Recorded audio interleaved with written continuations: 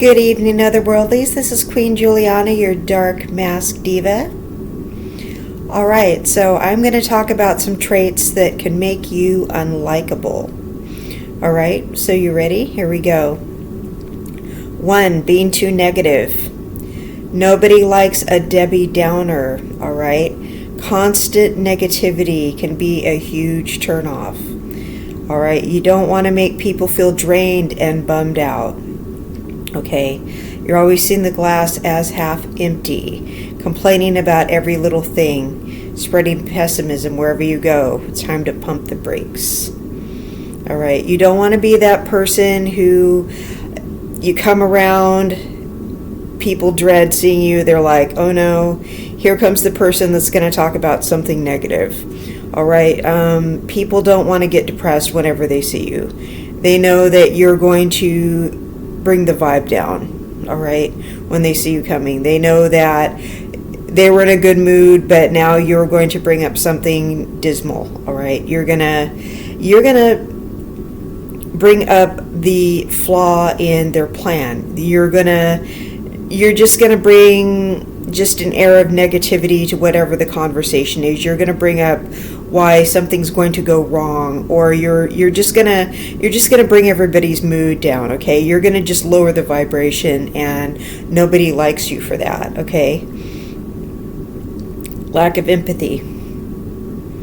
All right, so lack of empathy. If you have too much empathy, you are going to attract narcissists. You are going to attract, people with predatory behaviors. But if you lack empathy, all right, nobody's going to like you, not even the good people. Okay, so if you lack empathy, you are lacking that component that makes you human, that makes you a good person. Okay, that shows that you have compassion, that shows that you have feelings, okay, that shows you care, that just shows that you have a heart, okay, that shows that you're a good person. Okay, so you have to have empathy to be a good person. All right, because when you lack empathy, that's what makes you a predatory person. The people with a lot of empathy attract the narcissist, because the narcissist is the opposite of the person that has empathy. So you have to have the empathy, okay? The notes keep disappearing. Okay. Always trying to be the center of attention. Okay. All right. We do not like people who have main character syndrome, do we? We do not like those kinds of people. We all want to be the center of attention sometimes, right? We all need to be listened to. We all need to be heard sometimes, right? But people who are always trying to be the center of attention, they always, they think they're the main character in everybody's story. Okay, they have main character syndrome, always craving to be the center of attention. Okay, that's the definition of being self-centered. Okay, that's the kind of person I don't want to be around. Have you ever been around someone where when you're talking about things, they always have to change the subject to where the conversation has to revolve around them once again? Where you can't possibly ever talk about your problems or anything good that's going on in your life. It doesn't even have to be your problems. You can't ever go, gosh, I'm having a hard day. You can't even talk about anything good that's going on, because they want to switch it to something that's going on with them. Okay, they can't possibly ever make anything about you. It always has to be about them. Okay, they can't possibly stand for the focus to be on anyone but themselves. Okay, that's somebody that has main character syndrome. The attention always has to be on them. no matter what you're saying, they constantly change the subject. Okay, it's not like you can even confront them about it. All right, people are not going to like you when you're like that. All right, they may appreciate you for your talent. They may appreciate you for your intelligence. They may, appreciate you for what you bring to the company. They may, appreciate you for whatever. They're not going to appreciate you for your personality. They're not going to like you as a person, okay? They're not. Being overly critical. All right. Some people turn dunking on other people and bagging on people into an art form. And sometimes it's funny. Some people are very good at that. Okay, so that's not what I'm talking about, though. Okay, because, some people take it a little too far and they're bullies. But sometimes, you get online and, you're doing like a reaction, and you're making fun of somebody you're reacting to or something you're reacting to. You dunk on it, you bag on somebody, and it's really hilarious. If I ever start doing reaction videos, you're going to see a whole different side of me, okay? Because I dunk on people, I bag on people, I'm very opinionated, all right? This is not what we're talking about. Being overly critical. Have you ever seen people that just nitpick? They see something wrong with everything. Okay, they can't, this is not offering constructive criticism here. This is somebody who just has a problem with every little thing. They don't give you any room to breathe. They really don't even give you room to improve. They don't make you a hope sandwich. I mean, they don't. A hope sandwich is something good with constructive criticism in the middle, and then followed by something good. Okay, they're just overly critical. They're criticizing you with nothing constructive offered whatsoever. Okay, so there's nothing constructive to be gained from it. They're just being overly critical. They're just doing something that's making you feel bad about the whole thing. You can't possibly feel better about it because all they're doing is saying negative things. And you begin to feel anxiety when you're around this person because all they can do is focus on the negative. Some people don't realize how negative they really are. All right? And because that's their fatal personality flaw. Okay, and that's somebody that everybody is going to end up disliking and not wanting to be their friend, not wanting them to be a part of their team. Okay, they're not gonna consider them. They're not gonna exactly consider them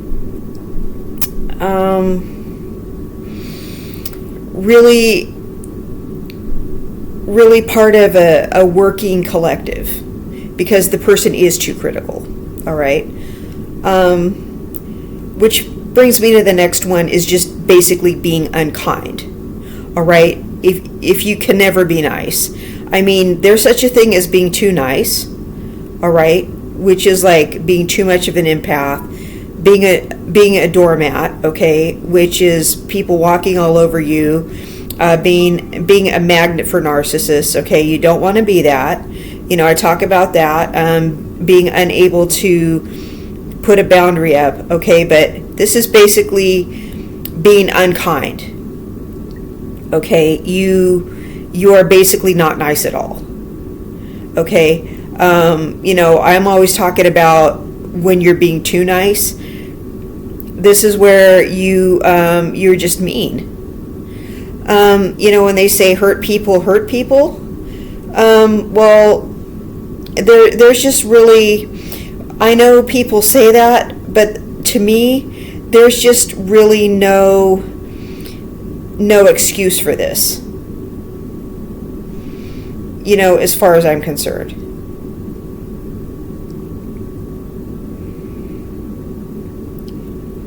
my notes keep disappearing. That's why I keep looking down. I apologize.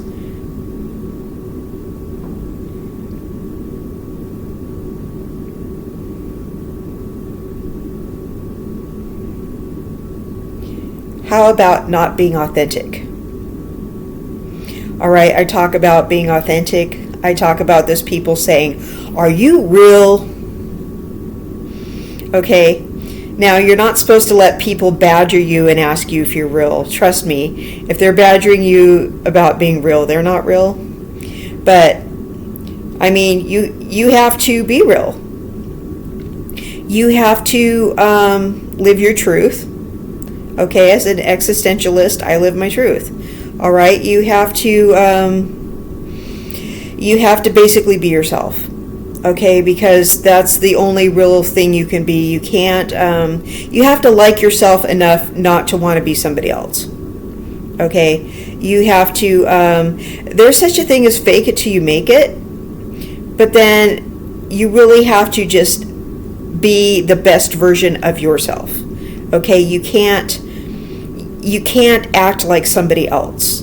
You can't, I mean, we all look up to somebody and we kind of emulate somebody that we like, but at the end of the day, you have to be yourself. Okay, you can't be somebody else. I mean, you know, we are all created to be ourselves, and everything we need is inside ourselves. Okay, so you need to be yourself. Okay, that's who you're created to be, and that's who you basically need to be. Okay, being a poor listener. Do you know what active listening is? Okay, most people are just sitting there going and just waiting for their chance to talk. Actually listen to what people are saying. Now, what you can do is you can repeat back to people what they just said to you. So you can let them know that you were hearing what they said and say, "Did you mean this?" To make sure you understood what they meant. Okay, when you said this, did you mean this? I want to make sure I understand. I don't want to come across like I'm dumb, and I don't want to ask a dumb question, but I want to make sure I understood. Did you mean this when you said this? People generally will not get mad at you for asking for clarification. That proves that you were listening and that you're really trying to understand what they're saying. Because sometimes we don't understand the words they're using or what they meant by the words that they were using. Okay, because not everybody uses the same words, and not everybody uses the same words in the same way. All right, and not everybody is coming from the same background. Not everybody is meaning the same thing. Okay, so it's okay to ask for clarification. You know, because you may mean one thing when you say a word, another person may mean another thing. It's like, all right, are you meaning that this really makes you mad when this happens? Because I'll make sure I never do that again, and I'm really sorry. You know, I that was not intentional on my part. You know, I think I know what you're saying, but I want to ask and make sure this is what you meant. Okay, because I care, but I just want to make sure I understand. All right. So don't just go, yeah, okay, yeah. So the person will shut up. You need to make people feel heard, okay? Because you don't want people just to interrupt you and wait for their turn to talk. Because that's what most people are doing. And that's why there's such poor communication. Okay? Being unreliable. So many people can't keep their word nowadays. That's really bad. You know, in my grandmother's day, they used to say a man is as good as his word. So if you couldn't keep your word, you weren't anything. Okay? I'm not going to say that word on the air. But you weren't anything. You weren't about anything if you couldn't keep your word. All right, so keeping your word was a big deal in those days. So you needed to keep your word. All right. You don't cancel plans. Do not cancel plans on people.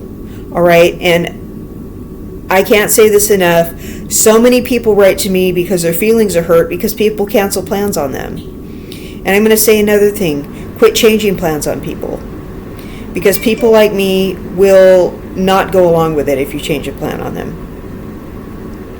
Okay, because some people can't stand it, have plans canceled on them, and a lot of people will not go along with changed plans either. People take that stuff seriously. People take it like they're being manipulated, all right, and they take it like you're messing with them. And a lot of times changing plans gives people anxiety. Okay? So you can't do that. All right? Being closed-minded.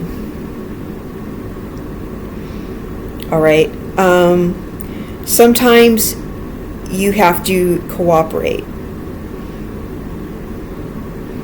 All right? Sometimes you have to accept people the way they are.